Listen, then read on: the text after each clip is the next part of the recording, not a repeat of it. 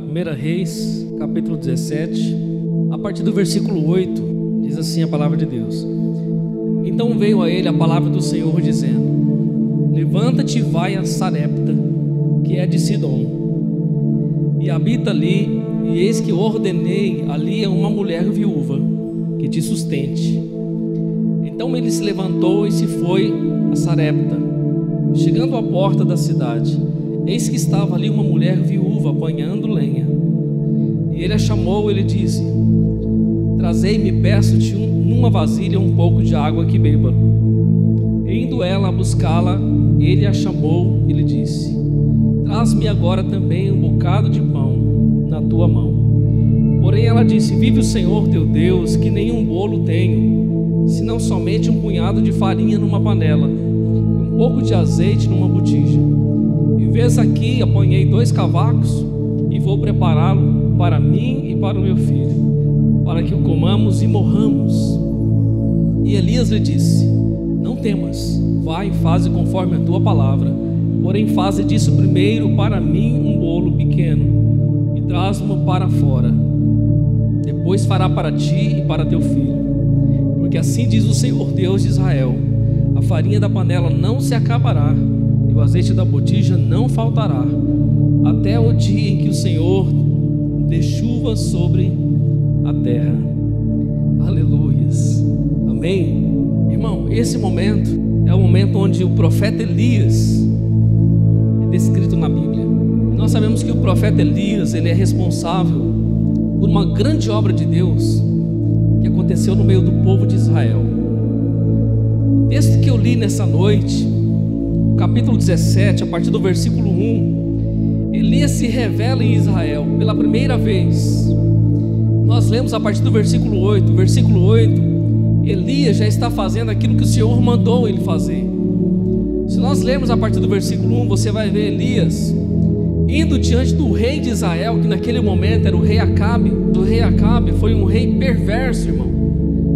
Foi um rei que entristeceu a Deus, que levou todo o povo de Israel, toda a nação de Deus, a adorar ídolos, a se voltar ao paganismo, a se voltar a adorar a Baal, que era um deus falso daquela cultura vizinha a Israel, dos fenícios. Esse rei não temia o Senhor. Esse rei Acabe, ele construiu um templo de adoração a Baal. Mas, meu irmão, um rei que veio da geração dos reis de Israel, casa-se com uma mulher estrangeira chamada Jezabel. Essa mulher era uma profetisa de Azera. O seu pai era um rei dos Sidônios, que tinha um altar e consagrado a Baal a sua casa. A sua filha seguia as doutrinas do seu pai. E o rei Acabe, como tinha o seu espiritual decadente, seguiu o seu pai, que era um homem impiedoso, que não adorava a Deus. Foi pior do que o seu pai quando assumiu o trono, vivendo, agindo impiamente e adorando deuses falsos. Quando Acabe assume o trono de Israel, ele também assume a idolatria do seu pai. E mais ainda, quando ele se casa com Jezabel, ele se rende ao deus falso da sua mulher, que por sinal era uma estrangeira. E até isso não era aconselhável ao povo de Deus casar com estrangeiros. Mas Acabe, desobedecendo a voz do Senhor, se casa com uma mulher que adorava ídolos. E a nação de Israel, irmão, daquele tempo em diante, passou a viver uma ruína, porque deixou de servir ao Senhor para servir a deuses feitos por mão de homens. Deuses feitos de barro, de pedra, de madeira, Baalins, Estarotes, estátuas que eles consideravam como Deus, que eles olhavam para essas estátuas e adoravam e faziam os seus pedidos, os seus sacrifícios, matavam os seus filhos por causa desses deuses, sacrificavam os seus filhos no fogo por causa desses deuses. E esse rei de Israel, sabendo de toda a história do seu povo, do seu Deus, deixou o Senhor para adorar a Baal. E é nesse momento da história de Israel que Deus levanta um profeta chamado Elias. Elias vai à corte real e com uma palavra de Deus, um profeta destemido, santo, servia ao Senhor com a palavra de Deus, ele encara o rei mesmo sabendo que poderia ser morto, enforcado ou degolado, mas ele vai diante do rei e ele enfrenta o rei. O capítulo 17, o versículo 1 diz assim: então Elias, o tisbita dos moradores de Gileade, disse a Acabe: vive o Senhor teu Deus, vive o Senhor Deus de Israel, perante cuja face estou, que nesses anos nem orvalho nem chuva haverá, senão segundo a minha palavra. Depois veio a ele a palavra do Senhor, dizendo: vai-te daqui e vira-te para o oriente e esconde-te junto ao ribeiro de Querite, que está diante do Jordão, e há de ser que beberás do ribeiro, e eu tenho ordenado aos corvos que ali te sustentem. Versículo 5 de 1 Reis 17. Foi, pois, e fez conforme a palavra do Senhor, porque foi e habitou junto ao ribeiro de Querite, que está diante do Jordão. E os corvos lhe traziam pão e carne pela manhã, como também pão e carne à noite, e bebia do ribeiro. E sucedeu que, passados os dias, o ribeiro se secou, porque não tinha havido chuva sobre a terra. Então veio a palavra do Senhor, dizendo: levanta-te, vai a Sarepta, que é de Sidom, e habita ali, e eis que eu ordenei ali a uma viúva, uma mulher viúva, que te sustente. Irmão, Elias vai a Acabe e traz uma palavra, não só de despertamento, de exortação, uma palavra que conflitou o reino do rei Acabe, e conflitou o seu orgulho, a sua moral, a sua espiritualidade, bem como a sua mulher ímpia, Jezabel. Elias disse: segundo a minha palavra, não haverá chuva, segundo a minha palavra, não haverá chuva nesses anos seguintes. E aí Deus disse: Elias, você vai para o ribeiro de Querite, lá você vai beber daquela água do ribeiro. E Deus disse: eu dei ordem aos corvos que levem para você pão e carne, no de jejum, na parte da manhã, e na ceia à noite. Você vai comer e beber de manhã e à noite. Eu vou sustentar você no Querite. Corvo é um animal voraz por carne, e os corvos, muitas vezes, por ser tão vorazes, tão famintos, eles deixam de levar a comida para os seus filhotes e comem no meio do caminho, irmão. Como que esses corvos levaram carne e pão para o Elias lá no Querite? Quem foi que ordenou? Foi Deus. Quando Deus ordena, até o corvo faminto tem que obedecer. Nada pode mudar a ordem de Deus. Elias vai para o ribeiro, o céu encerra a chuva, não chove mais. A Bíblia diz que ficou 3 anos e 6 meses sem chuva sobre a terra. Irmão, nós estamos quantos dias aí sem chuva? Nós estamos vendo o que está acontecendo, vai ficando tenso. Ah, não tem chuva, vamos racionar, não tem chuva.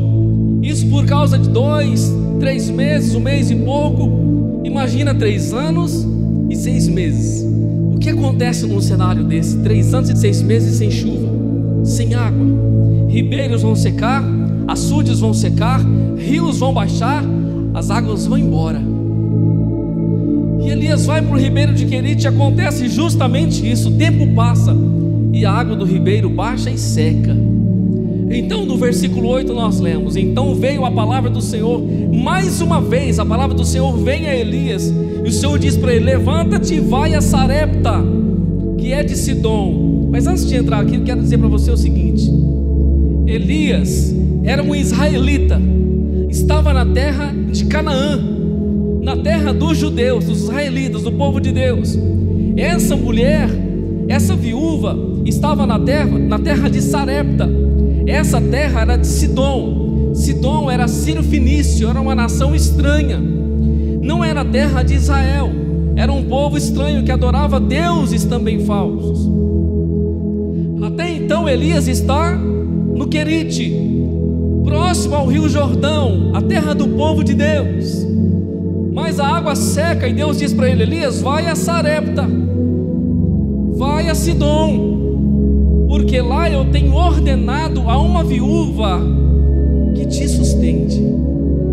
Primeiro Deus usa os corvos para sustentar Elias. Ele bebe da água do ribeiro, a água acaba, e agora Deus dá uma ordem para ele novamente. a Sarepta, porque lá alguém vai te sustentar. Irmão, Acabe fez tantas coisas erradas diante de Deus, adorando ídolos. Ele afrontou o coração do Senhor, e Deus veio com sentença não só sobre a vida do rei, mas veio com sentença sobre todo o Israel. Deixa eu aproveitar essa janelinha aqui, irmão. Quando você, que é o líder da sua casa, ou a líder da sua casa, quando você erra e você toma caminho errado, fora do propósito de Deus, toda a sua casa perece. Este homem estava respondendo pelo seu próprio pecado, mas o seu povo estava sofrendo por causa da sua idolatria. Israel estava pagando o preço agora por causa do pecado de Acabe. Mas você pode dizer assim: pastor, mas a Bíblia diz que cada um dará conta do seu pecado diante de Deus. Sim, mas o problema é que Acabe, deixando de adorar a Deus e de servir ao Senhor, ele estava sendo um exemplo, influenciando a nação de Israel a também adorar a Baal. Irmão, alguém disse assim, que a nossa vida deve ser de exemplo bom, e essa palavra deve seguir 3 vezes em nossas vidas: exemplo, exemplo e exemplo bom. Não adianta a nossa boca falar, mas a nossa vida não viver. Seremos hipócritas. O que Jesus falou para os fariseus? Espera aí, fariseu, pastor, é religioso. Fariseu é alguém que conhece a lei de Deus. Muitos são mestres e conhecem a palavra de Deus, mas Jesus muitas vezes falou para eles. Existe um capítulo na Bíblia, Mateus capítulo 23, um capítulo inteirinho dedicado aos fariseus, homens hipócritas. Vocês são hipócritas, vocês não entram no céu e não deixam os outros entrarem. Vocês conhecem a lei de Deus, mas vocês não vivem. O que as pessoas disseram quando viram Jesus ensinando? Olha, ele ensina como quem tem autoridade, diferente dos mestres da lei. Porque Jesus ensinava com exemplo, irmão, não ensinava com palavras. Tudo que ele fazia, ele falava, e tudo que ele falava, ele fazia. Quando o povo viu o rei adorando os Baalins, o povo começou a adorar também, porque o rei era modelo. Irmão, eu sou modelo na minha casa, você é modelo na sua casa, e as pessoas estão olhando para mim, olhando para você o tempo todo. E não é por aquilo que nós falamos, é por aquilo que nós vivemos. Não é por aquilo que nós falamos, é por aquilo que nós praticamos. Às vezes a gente acerta, chega um dia que você erra sem querer, todo mundo aponta só para aquele erro. Ah, não falei? Eu falei?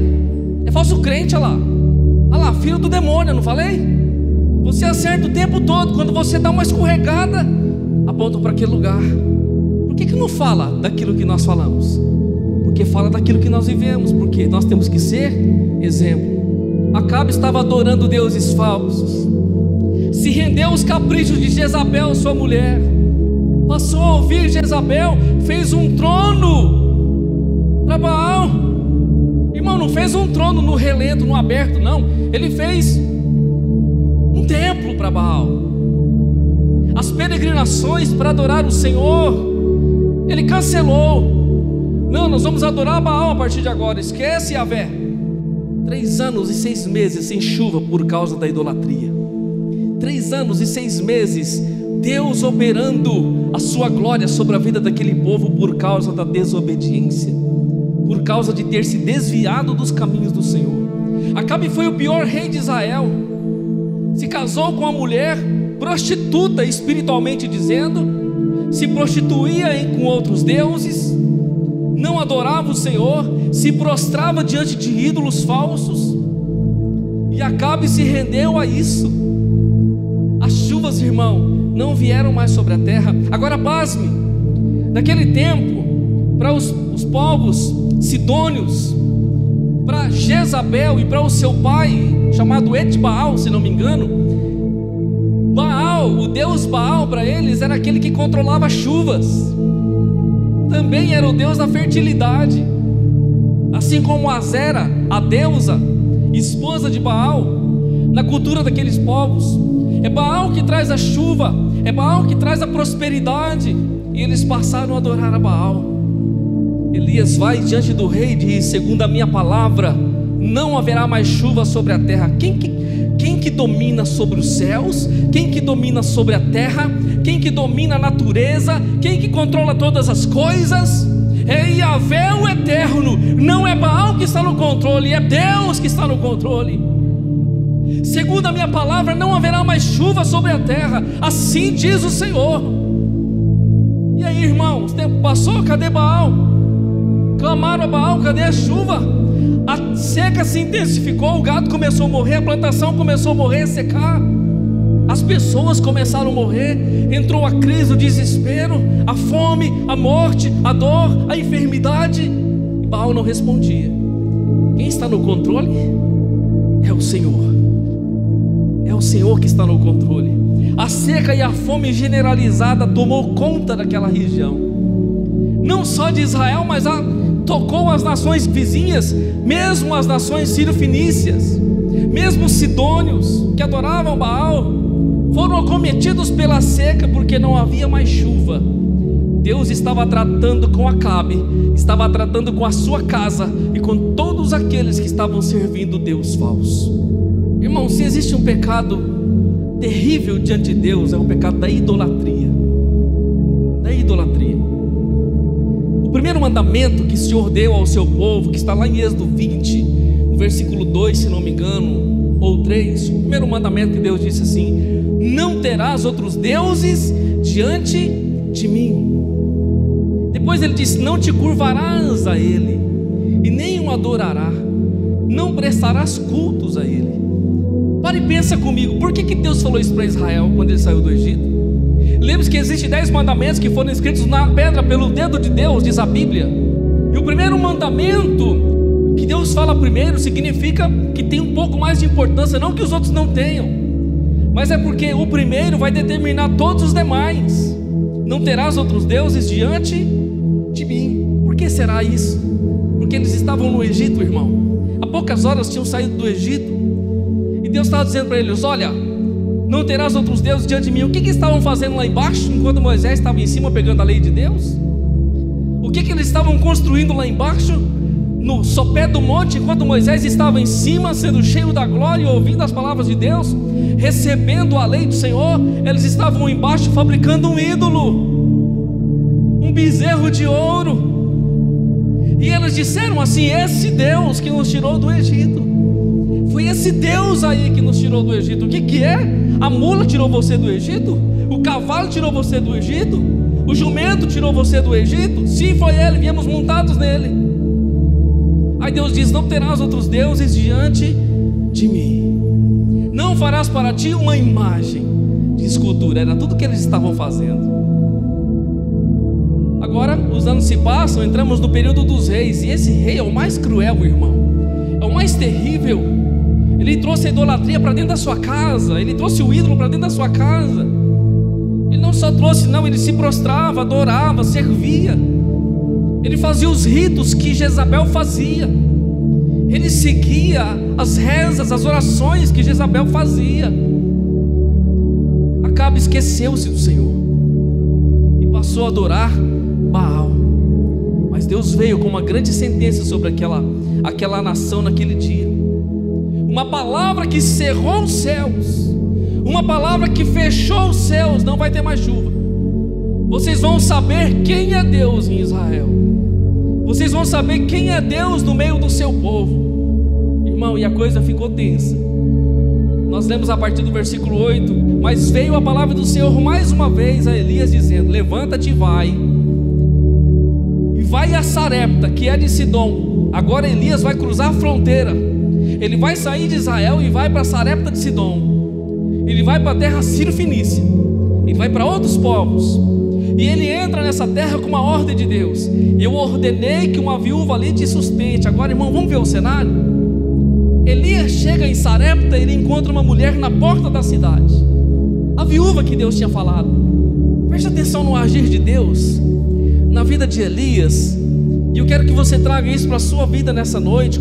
Quando ele chega na porta da cidade, a mulher está abaixada pegando os cavaquinhos, irmão, pegando a lenha, os gravetinhos, porque a intenção dela era pegar a farinha que ela tinha, um pouquinho que ela tinha, e um pouquinho de azeite que sobrou lá no jarrinho dela, fazer um pão, amassar um bolinho, assar, comer e morrer com seu filho, porque essa viúva tinha um filho, e esse era o propósito dela, essa era a visão dela.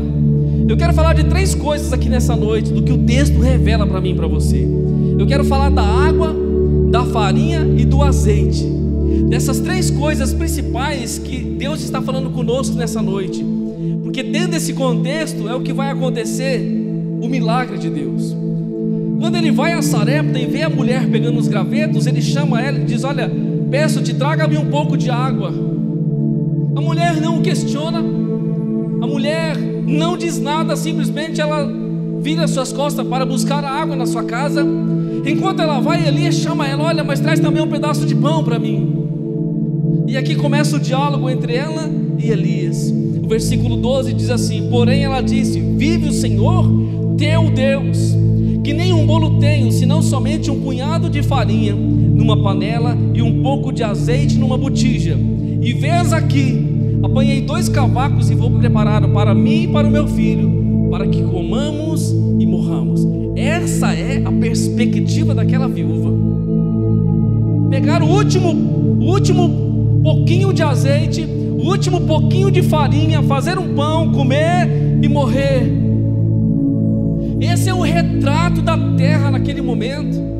Preste atenção: terra de Sidom, Sarepta, não é Israel. A palavra foi lançada em Israel diante da corte do rei, mas agora a chuva que cessou estava tocando todos ao redor. E Elias chega nesse momento, pede água. O que a água representa nesse momento, irmão? E essa é a primeira exigência do profeta. Quando ele chega na porta da cidade, ele está sedento. Ele diz: mulher, me arruma um pouco de água. A água, irmão, nesse momento representa a palavra de Deus. Todo lugar que está seco, que está morrendo, todo lugar que está em escassez, está em falta da palavra. A água representa a palavra muitas vezes, representa o que Jesus está dizendo, quem Ele é, a água viva, a água que sai dele, os rios de água viva que sai dele, a palavra que sai da boca do Senhor. Naquele tempo eles estavam em escassez, a palavra estava escassa. Quem estava com a palavra? Quem estava com a água? Elias. Elias fechou o céu, irmão, com a palavra, fechou o céu com a sua palavra. A água nesse momento representa a palavra, e Elias estava com a palavra. Agora a farinha que a mulher se referiu é o pão, é a necessidade humana. E o pão tinha acabado, o trigo tinha morrido, as plantações tinham sido assoladas, sem água. Não havia mais palavra do Senhor. Acabe abandonou o mandamento de Deus. Não tem mais palavra de Deus. Se não tem mais palavra de Deus, é sequidão. Você já percebeu quando você fica longe da palavra, você fica seco, irmão? Já percebeu quando você não lê a Bíblia, não medita nas coisas de Deus, não busca o Senhor, você não busca o Espírito Santo, você fica seco por dentro, fica vazio de Deus? Era assim que estava aquele povo, sem Deus, sem a palavra, sem a água viva. Agora a farinha era pouquinho para fazer um pequeno pãozinho. A farinha também tinha acabado. E a farinha representa o pão, aquilo que sacia a nossa necessidade. E o azeite, a mulher disse: a tua serva não tem senão um pouquinho de azeite numa botija. O azeite representa o Espírito Santo, que também já não estava mais atuando, não estava mais presente, porque foi desprezado. Lembre-se que no Antigo Testamento o Espírito Santo não tinha ainda sido derramado como no Novo, em Atos dos Apóstolos. Mas o Espírito de Deus, ele vinha sobre os homens para operar a glória de Deus. O Espírito de Deus havia se entristecido por toda aquela idolatria. Não havia mais azeite, tinha acabado o azeite, tinha acabado a presença de Deus no meio deles. Aquela mulher tinha só um pouquinho. Irmão, preste atenção que ela tinha. Ela tinha água na sua casa, ela tinha farinha na sua casa e ela tinha azeite na sua casa. Deixa eu perguntar para você nessa noite: você tem esses 3 elementos ou alimentos na sua casa? Mas não pense lá no seu celeiro não, irmão. Estou falando na sua casa espiritual. Água, palavra de Deus, farinha, pão de Deus, azeite, o Espírito de Deus. Mas quando Elias chega diante da mulher, ela já tinha sua conclusão, irmão. A conclusão dela era o seguinte: eu tenho água sim, mas está acabando. Eu tenho farinha sim, mas já está no final. Eu ainda tenho azeite, mas vai acabar. Eu vou fazer um pão, eu e meu filho vamos comer, resultado final é esperar a morte. O que ela via era desesperança, desesperança na sua frente, vendo tudo assolado pela seca. O desespero tomava conta, a tristeza tomava conta em ver tudo acabado, pessoas enfermas por causa da seca, a morte por todo lado assolando. Mas Deus encontra essa mulher, querido, e faz uma obra na vida dela através do profeta Elias. Eu quero que você se coloque aqui no lugar dessa viúva nessa noite, porque eu sei que Deus também está fazendo uma obra em nossas vidas nessa noite. Aleluias! Pelo Espírito Santo, Deus enviou Elias na casa daquela viúva. Irmão, por que Elias não foi nas regiões de Israel? Eu me pergunto, por que Elias não foi uma viúva judia, hebreia, do povo de Deus, israelita? Por que Deus não mandou ele ir na casa de uma viúva do meio do seu povo? Deus mandou ele ir uma viúva estrangeira. Elias vai a essa mulher que era sírio-fenícia, da cultura onde os homens adoravam a Baal. Aquela mulher tinha água na sua casa e tinha pão para servir para o profeta, mas que ainda estava em trigo, ainda estava em farinha. Agora, irmão, vamos continuar lendo o texto. Versículo 12. Porém ela disse: vive o Senhor teu Deus, que nem um bolo tenho, senão somente um punhado de farinha numa panela e um pouco de azeite numa botija. E vês aqui, apanhei 2 cavacos e vou prepará-lo para mim e para o meu filho, para que comamos e morramos. Esse é o cenário. Nós vamos comer, é a última janta, é o último alimento, a última refeição, é a última comida do dia. A gente vai comer hoje, amanhã a gente não sabe o que vai acontecer. O resultado de amanhã é o que está acontecendo com os demais. Está tudo acabado. É só isso. De repente chega um homem do nada, irmão. De repente chega alguém do nada e pede para você aquilo que você tem só para você. Já aconteceu isso com você? Já aconteceu, irmão? Entregue. É Deus que está te pedindo. A gente pega e esconde, não deixa ver, não, guarda, não deixa ver. A mulher disse assim, porém ela disse: vive o Senhor teu Deus. A viúva de Sarepta olhou para Elias e viu que ele era um israelita. Ele não era um patrício dela, ele não era um homem daquela terra. Ela percebeu que ele era um homem de Deus e que ele era um homem israelita.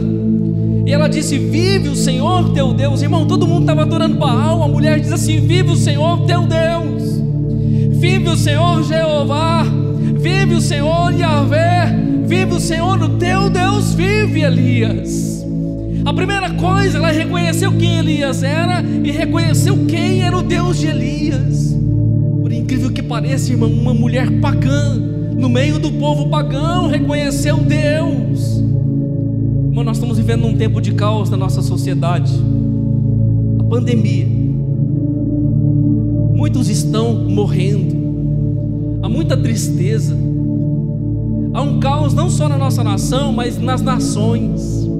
E infelizmente, mesmo acontecendo o que está acontecendo, as pessoas continuam adorando Baal, irmão. Continuam adorando o diabo, continuam adorando deuses, continuam adorando o seu próprio coração, o seu ego, as suas próprias paixões. Não se rendem, não se arrependem ao Deus verdadeiro. Elas continuam, estão vendo o caos, irmão, estão vendo o inferno logo à frente e continuam insistindo. É terrível, é lamentável. O povo estava vendo a seca, estava vendo a tristeza e continuava servindo ao Deus falso. Estava vendo que tudo estava dando errado e continuava, insistia, adorando Baal. Mas aquela mulher disse: vive o Senhor teu Deus. Ela reconheceu o Deus de Elias, porque a perspectiva até então era comer e morrer. Agora vai acontecer uma lição espiritual aqui, que eu e você devemos abrigar para nós. Olha só no versículo 13 o que Elias disse. Porque quando ela disse assim: eu vou preparar, eu vou comer e morrer com meu filho, Elias diz uma palavra para ela na sequência. Versículo 13: Elias lhe disse: não temas, faze conforme a tua palavra, porém faze disso primeiro para mim um bolo pequeno, e traz-o para fora, depois fará para ti e para o teu filho. Está de brincadeira, né? Você só pode estar de brincadeira. Chega um cara velho, barbado, que eu não conheço, nunca nem vi. O cara chega do nada e vai pedir a única coisa que eu tenho. Ainda exige ainda, faz para mim primeiro, depois você faz para você e para o seu filho. A mulher, irmão, não questiona, porque Elias diz assim: não temas, não temas, a sua fé está sendo provada, a sua fé em algum nível está sendo provada. A viúva não tinha nem para ela direito, irmão.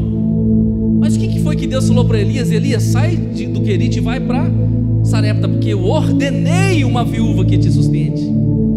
Houve uma ordem de Deus, houve uma ordem de Deus no coração daquela mulher.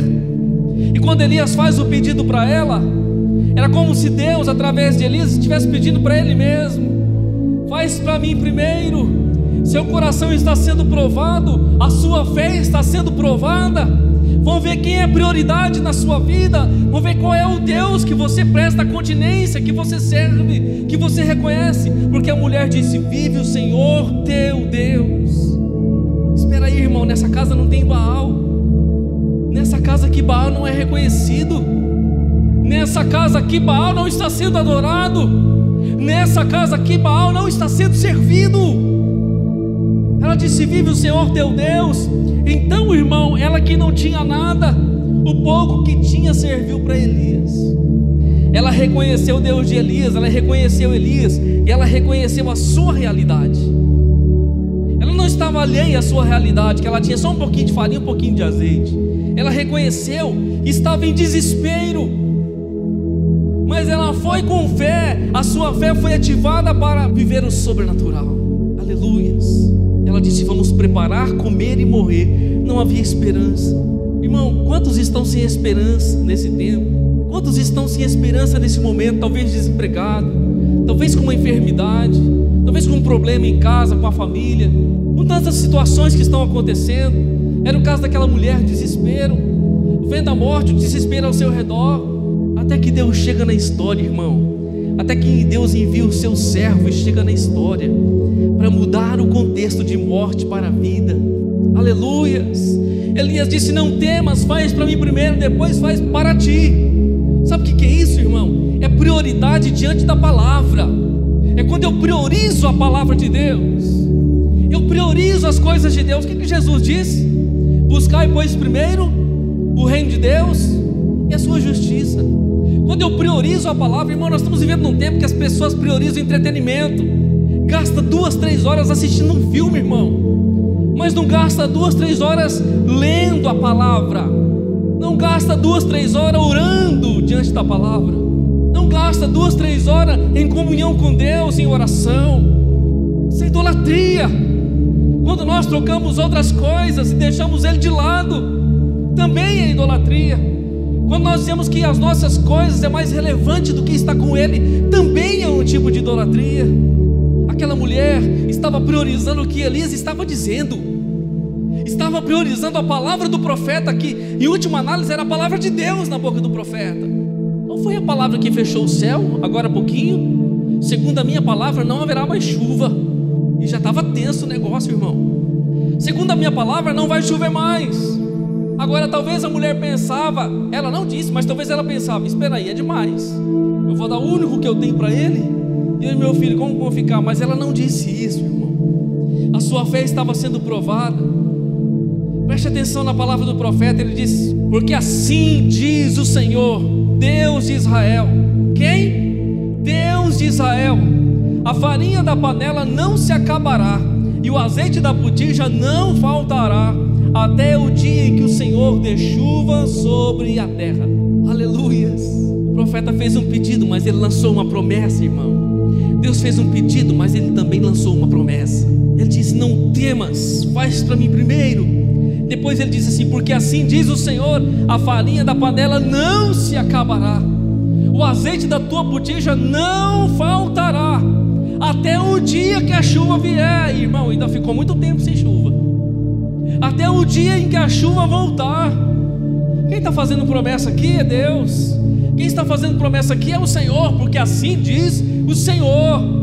Eu quero profetizar na sua vida nessa noite, irmão. A farinha não vai faltar, o azeite não vai faltar, a palavra não vai faltar, a alegria não vai faltar, as bênçãos não vão faltar na sua casa. Aleluia. A saúde não vai faltar na sua casa, a alegria não vai faltar em nome de Jesus. Veio a promessa. O mesmo Deus que pede prova a nossa fé, o mesmo Deus que promete nos abençoa. Ele disse assim, diz o Senhor: a farinha da panela não se acabará. Você está achando que vai faltar? Você está achando que vai acabar? Deus está dizendo para você nessa noite: não vai acabar, não vai faltar, não vai terminar. E o azeite também não vai voltar. Não temas. Ele disse bem claro: não temas. Todas as vezes que Deus diz para mim e para você: não temas, para que as aflições do nosso coração e a tristeza e o medo saia, para não temer a circunstância. A sua fé estava sendo provada, havia uma esperança na frente, mas ela não estava vendo ainda. Mas o profeta chega, querido, com a voz de Deus e desperta a fé daquela mulher. Agora esse é o ato de fé, irmão. Esse é o ato de fé, porque ela pegou a farinha pouquinha que ela tinha, o azeite pouquinho, fez o pão e levou para o profeta. Quando eu vejo esse ato, eu lembro do que Tiago disse, Tiago 2,26: porque assim como o corpo sem espírito está morto, assim também a fé sem obras é morta. Ele diz de novo em Tiago 2,18: mas dirá alguém: tu tens a fé e eu tenho as obras, mostra-me a tua fé sem as tuas obras, e eu te mostrarei a minha fé pelas minhas obras. Elias disse: faz para mim. O que ela fez? Foi lá, irmão, fez o bolo e levou para o profeta. Eu creio. Toma para você primeiro. Eu priorizo a palavra. Eu priorizo a palavra de Deus. Eu priorizo o que você está dizendo, profeta. Eu recebo essa palavra. Então ela agiu a sua fé, irmão. Ela não ficou no campo da especulação. Não, eu vou fazer, uma hora eu faço. Eu creio, Senhor. Eu creio na vitória, eu creio. Não, ela simplesmente foi. Ela materializou a fé, irmão. Ela foi lá e levou para o profeta. Ela mexeu no mundo espiritual. Ela ativou o mundo espiritual. Irmão, essa mulher foi provocada. Irmão, se coloque no lugar dela. Se coloque no lugar dela. Ainda mais com filho, irmão. Mulher com filho pequeno é problema. É problema, irmão. Não mexe não. O que você está pedindo para mim? O meu filho pequeno, é o que eu tenho para comer. Você está pedindo para mim? Você está de brincadeira? A sua fé foi provada. Ela foi provocada por Deus. Eu posso dizer essa palavra, não está na Bíblia, mas eu vejo isso. Mas Deus ordenara o seu coração. O Senhor sabia que o seu coração era suscetível. Havia nela uma disposição ao Deus de Israel. Ela foi provocada, irmão, para que a sua fé fosse despertada. E é nesse tempo de crise que muitas vezes nós somos despertados por Deus. Despertados. Ela foi e fez e levou ao profeta. A sua fé se tornou prática. É por isso que funciona. É por isso que se cumpre as palavras de Deus. Por isso que se torna real aquilo que Deus disse. Quando nós agimos a nossa fé. Vai, leva o bolo para o profeta comeu, irmão. E depois que o profeta comeu, a palavra se cumpriu. Preste atenção, irmão, a palavra só se cumpre depois que você age a sua fé. Porque enquanto nós recebemos a palavra, mas ficamos no campo da especulação, ela não se cumpre. Eu preciso agir a minha fé. E aquela mulher agiu a sua fé. Ela tirou do campo sobrenatural e trouxe para o natural. Ela fundiu o espírito com o corpo. Porque assim como o corpo sem o espírito está morto, assim a fé sem o corpo também é morta. Assim a fé sem a ação também é morta. E ela recebeu a sua vitória porque ela ativou a sua fé de maneira prática, levando o pão para o profeta. Aleluias. Ela foi sustentada na prática. O que Jesus disse? Nem só de pão viverá o homem, mas de toda palavra que sai da boca de Deus. Jesus estava sendo provado e tentado ao mesmo tempo. Provado porque estava com fome no deserto, e tentado porque o diabo estava do seu lado, tentando. Se tu és o filho de Deus, manda que as pedras se transformem em pão. Jesus disse: nem só de pão viverá o homem, mas de toda palavra que sai da boca de Deus. Prioridade na palavra, prioridade naquilo que Deus disse. O que Deus diz é mais importante do que o pão. O que Deus diz é mais importante do que tudo. porque tudo que Deus diz, através daquilo que Deus diz, vem o meu sustento, através daquilo que Deus diz, vem o cumprimento da promessa.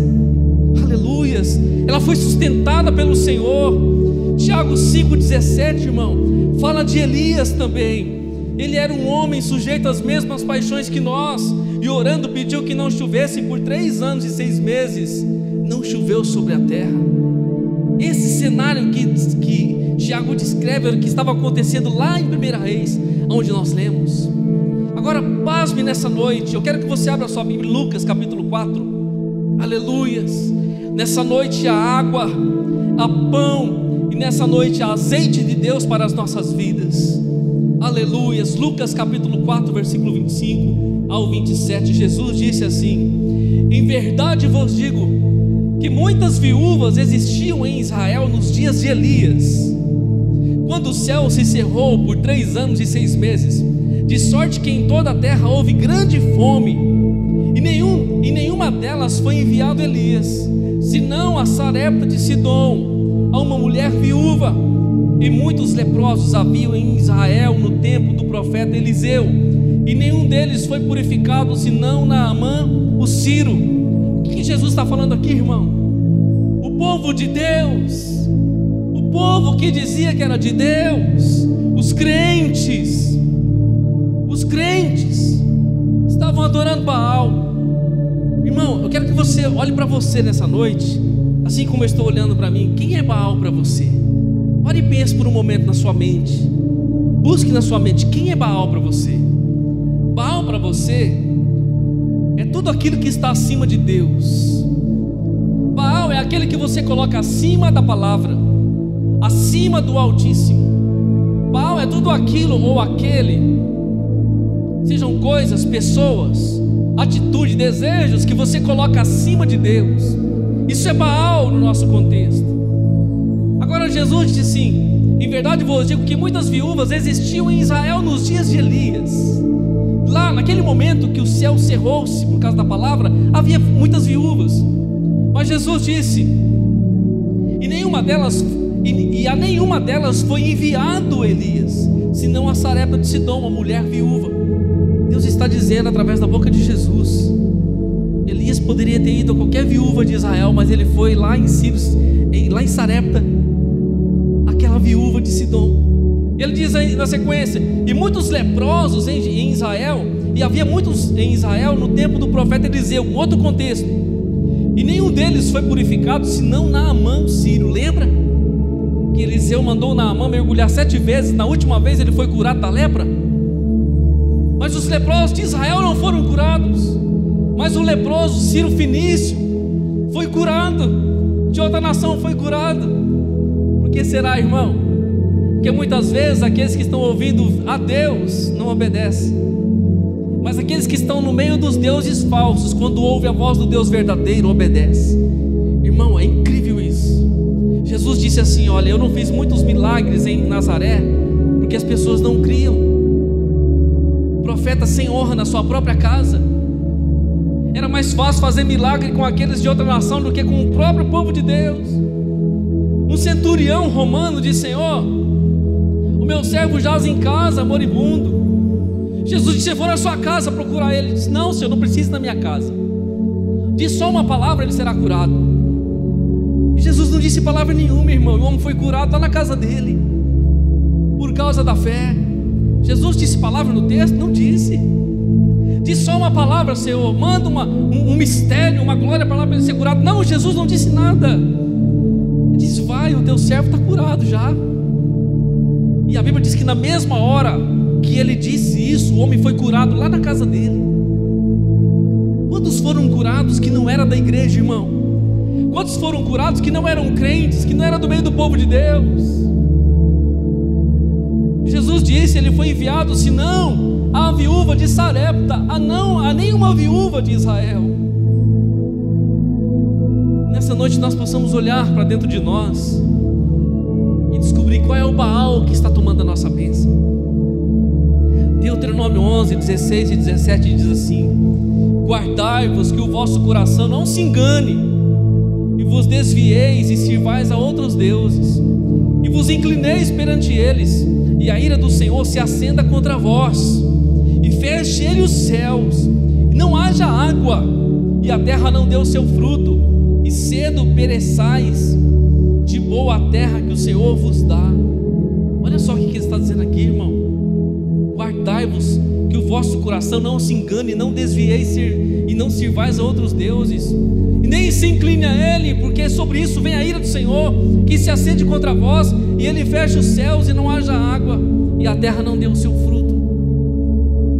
Sabe o que estava acontecendo naquele dia, naquele contexto de Israel?